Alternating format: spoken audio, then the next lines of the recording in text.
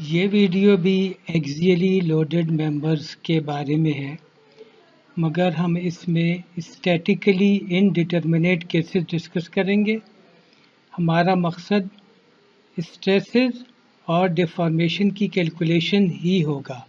अगर स्टैटिक्स की equilibrium equations कम हैं और हमारे अननोन एक्सटर्नल या इंटरनल फोर्सेस ज़्यादा हैं, तो हमें कहीं से एक्स्ट्रा इक्वेशंस चाहिए होती हैं ताकि हम अननोन एक्सटर्नल या इंटरनल फोर्सेस को मालूम कर सकें।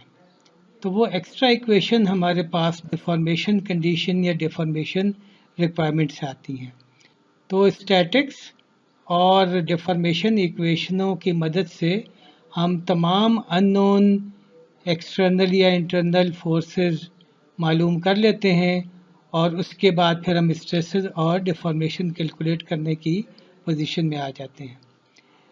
अब हम एक या दो मिसालों के ज़रिए हम इसको वाज़ेह करेंगे कि स्टैटिकली इनडिटरमिनेट प्रॉब्लम कैसे हल किए जा सकते हैं। अब हमारे सामने एक टू फोर्स मेंबर है जो कि ऊपर से और नीचे दोनों तरफ से फिक्स है और बीच में इसके फोर्स F जो है वो लगाई हुई है, और हमारा जो मकसद है वो ये है कि हम इन दोनों हिस्सों में यानी कि बॉटम वाले में और ये टॉप वाले में हम स्ट्रेसेस कैलकुलेट करें। तो जब हम इसको आइसोलेट करते हैं एक्सटर्नल सपोर्ट से तो ये सिचुएशन बन जाती है, इसकी जगह और इसकी जगह R1 और R2 फोर्स आ जाती है। और जब हम फ्री बॉडी डायग्राम बनाने के बाद जब हम इक्वेशन लिखते हैं इक्विलिब्रियम की, तो वो सिर्फ एक ही में मिलती है, वो ये है कि R1 plus R2 is equal to F। F हमें मालूम है, F हमें गिवन है, जबकि R1 और R2 हमें मालूम नहीं है। अब R1 और R2 ये दो अननोन हो गए और F नोन हो गया, तो एक इक्वेशन से हम दो अननोन के लिए सॉल्व नहीं कर सकते। तो अब हमें कोई ना कोई और इक्वेशन कहीं से लानी पड़ेगी ताकि हमारे पास दो इक्वेशन हो जाए और हम इसको सॉल्व कर सकें। तो लिहाजा ये एक स्टैटिकली इनडिटरमिनेट प्रॉब्लम हो गया। हम एक काम कर सकते हैं कि हम इंटरनल फोर्स को मालूम करने की कोशिश करें। वो लेट्स से अगर हम टॉप वाले पोर्शन को दरमियान से कहीं से हाइपोथेटिकली काटते हैं और एक उसकी फ्री बॉडी डायग्राम बनाते हैं और P1 को हम देखते हैं कि ये इंटरनल फोर्स है, तो इक्वेशन बनेगी, इक्विलिब्रियम इक्वेशन बनेगी कि R1 is equal to P1। लेकिन हमें चूँकि R1 मालूम नहीं है तो हम P1 भी मालूम नहीं कर सकते। इसी तरह अगर हम नीचे वाले पोर्शन को कट करें, यहाँ से लेट से कट करें और फिर फ्री बॉडी डायग्राम बनाएं, तो वो हमें मिल जाएगा कि जी R2 is equal to P2।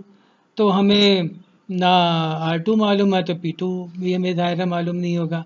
तो ये भी ज़्यादा हमारा मसला हल करने की पोजीशन में नहीं है अगर हम इंटरनल फोर्सेस के लिए भी मसले को हल करने की कोशिश करें। तो लिहाजा हम आगे चलते हैं और हम डिफॉर्मेशन पर आते हैं और हम अपनी नॉलेज से देखते हैं कि अगर ये फोर्स F यानी कि F/2 और F/2 अगर यहाँ लगी हुई है, तो ये जो टॉप पोर्शन है जिसको यहाँ नंबर 1 का नाम दिया है, ये थोड़ा सा नीचे की तरफ चला जाएगा, यानी इसमें डिफॉर्मेशन हो जाएगी, इलोंगेशन हो जाएगी टॉप पोर्शन की और बॉटम पोर्शन की थोड़ी सी कॉन्ट्रैक्शन हो जाएगी। और जो ये टॉप पोर्शन की जितनी इलोंगेशन है एग्जैक्टली उतनी ही कॉन्ट्रैक्शन बॉटम पोर्शन की होगी। यानी कि हम कह सकते हैं कि Δ1 इज इक्वल टू Δ2। तो Δ1 इज इक्वल टू Δ2 और Δ1 is nothing but P1 L1 over A1 E1 और P2 L2 over A2 E2। तो ये एक इक्वेशन हमें मिल जाएगी। और अगर हम पीछे जाएं तो ये R1 is equal to P1 R2 is equal to P2, जिसका मतलब है कि हम यहाँ R1 को P1 और R2 को P2 से रिप्लेस कर सकते हैं। तो P1 plus P2 is equal to F और P1 L1 over A1 E1 is equal to P2 A2 over L2 E2। ये इक्वेशन जो है ये दूसरी इक्वेशन हो जाएगी। और अब हम दो इक्वेशनों को सॉल्व करके दो अननोन मालूम कर सकते हैं, यानी कि P1 और P2। जब P1 और P2 मालूम हो जाएगा तो हम स्ट्रेसेस भी निकाल सकते हैं टॉप सेक्शन में और बॉटम सेक्शन में, और हम डिफॉर्मेशन डेल्टा 1 जो कि डेल्टा 2 के बराबर होगा वो भी हम निकाल सकते हैं। तो ये आपने देखा कि कंपैटिबिलिटी इक्वेशन जो है या डिफॉर्मेशन इक्वेशन जो है वो हमारे काम आई एक्स्ट्रा इक्वेशन हमें देने के लिए। तो तमाम स्टैटिकली इंडिटरमिनेट केसेस में तकरीबन यही उसूल होता है कि अगर हमारे पास इक्वेशनें जितनी इक्वेशनें कम होंगी हमें उतनी ही कंपैटिबिलिटी इक्वेशन हासिल करनी पड़ेंगी डिफॉर्मेशन कंसिडरेशन से। अब हम एक और प्रॉब्लम देखते हैं। इस प्रॉब्लम में 3 स्टील बार हैं, ये वाली, ये और ये, यानी ए बी सी डी और ई एफ, और ये एक रिजिड बार ए सी ई से कनेक्टेड है और इसमें फोर्स लगी हुई है 15 किलो न्यूटन की पॉइंट जी पर, जो कि यहाँ पर दिखाई हुई है। बाकी इसका सारा डाटा यहाँ पर हमें मुहैया है, गिवन है, और हमें जो प्रॉब्लम की रिक्वायरमेंट है वो ये है कि हम इन तीनों जो ये बार्स हैं इनमें इंटरनल फोर्स या फोर्स जो यहाँ पर है वो कैलकुलेट करें। यहाँ पर थोड़ी सी बात मैं कर लेता हूँ कि जो इंटरनल फोर्स और एक्सटर्नल फोर्स इस बार में उसकी वैल्यू बराबर होती है, ये हम पहले देख चुके हैं। तो अगर हम इसको आइसोलेट करके अगर फोर्स ए बी और ए सी डी और फोर्स ई एफ निकालेंगे तो वो इन तीनों की इंटरनल फोर्स ही होगी। तो अब हम अगर इसको देखें तो हम सबसे पहले ए सी ई की फ्री बॉडी डायग्राम बनाएंगे। उसमें जो गिवन है वो ये है कि 15 किलो न्यूटन की फोर्स यहाँ पे लगी हुई है। अब बाकी ये फोर्स एफ ए जो पॉइंट ए पे लगी हुई है, एफ सी जो पॉइंट सी पे लगी हुई है और एफ ई जो पॉइंट ई पे लगी हुई है, ये तीनों अननोन है। और यही तीनों जो member A B C D और ई एफ है उसकी इंटरनल फोर्सेस भी हैं।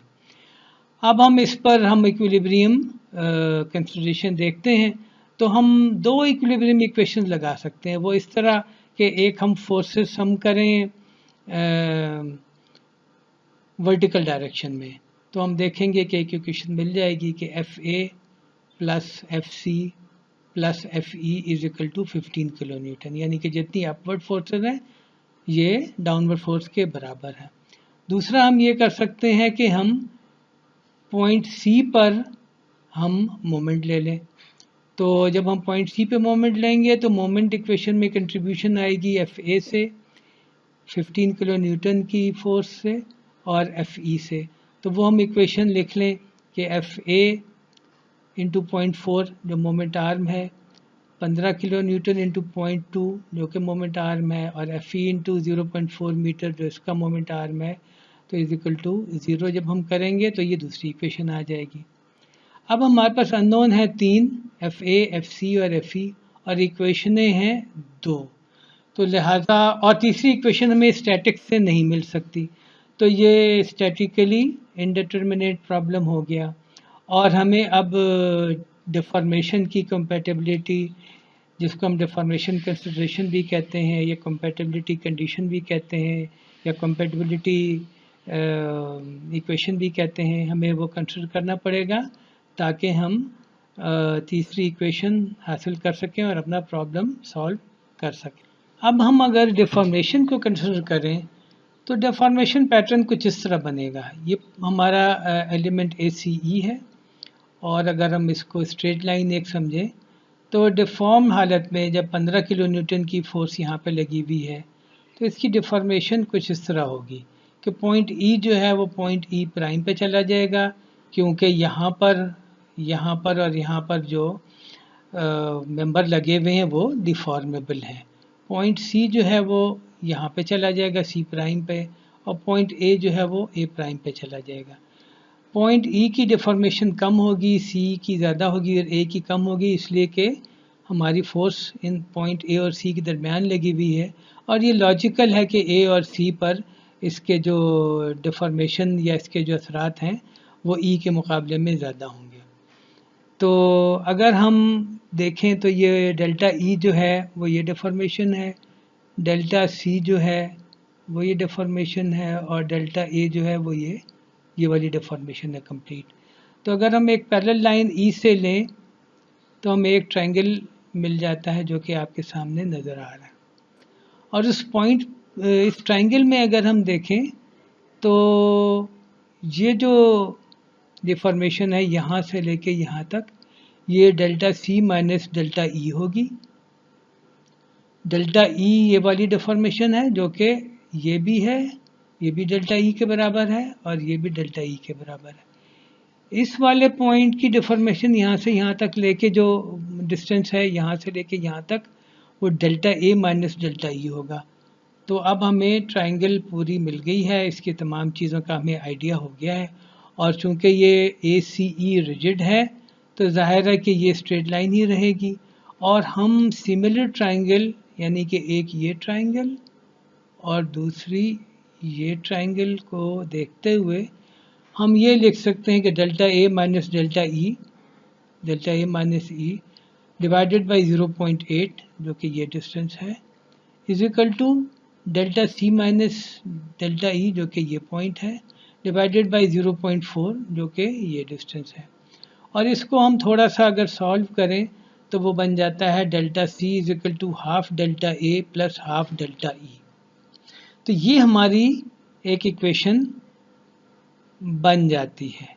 इस इक्वेशन को अगर हम लें और डेल्टा सी को रिप्लेस कर दें एफ सी इंटू 0.5 जो कि उसकी लेंथ है, डिवाइडेड बाई 30 मिलीमीटर स्क्वायर जो कि उसका क्रॉस सेक्शन एरिया है, मल्टीप्लाइड बाई ई स्टील जो कि स्टील की रॉड है, यानी कि हम डेल्टा सी को इसके फार्मूले से रिप्लेस कर दें जिस फार्मूले में एफ सी इस्तेमाल होता है। तो ये होगा बराबर half into F A into 0.5 metre divided by 50 millimetre square into E steel plus half into F E into 0.5 metre divided by 50 millimetre square into E steel. और उसके बाद हम कुछ कैंसिलेशन वगैरह करें तो ये वाली इक्वेशन जो कि हमने बनाई थी कंपैटिबिलिटी इक्वेशन जो डेल्टा में थी वो अब एफ सी में बन जाएगी। और इसकी फॉर्म कुछ इस तरह होगी कि F C is equal to 0.3 F A plus 0.3 F E. और ये हमारी थर्ड इक्वेशन का काम करेगी। और हम तीन इक्वेशनों को जब हम तीन अननोन के लिए सॉल्व करेंगे जो कि आप कर सकते हैं, तो एफ ए, एफ सी और एफ ई हमें नंबर्स में हमें पता चल जाएंगे कि एफ ए जो है वो 9.57 किलो न्यूटन है, एफ सी जो है वो 3.46 किलो न्यूटन है और एफ ई जो है वो 2.02 किलो न्यूटन है। और जब हमें ये फोर्स पता चल जाएंगी तो हम इसमें जो डेल्टा है या इसमें जो स्ट्रेसेस सिग्मा है वो भी हम निकाल सकेंगे। Thank you very much. उम्मीद है आपको ये क्लियर हो गया होगा कि कंपैटिबिलिटी इक्वेशन किस तरह इस्तेमाल की जाती है और स्टैटिकली इनडिटरमिनेट प्रॉब्लम सॉल्व कर लिए जाते हैं।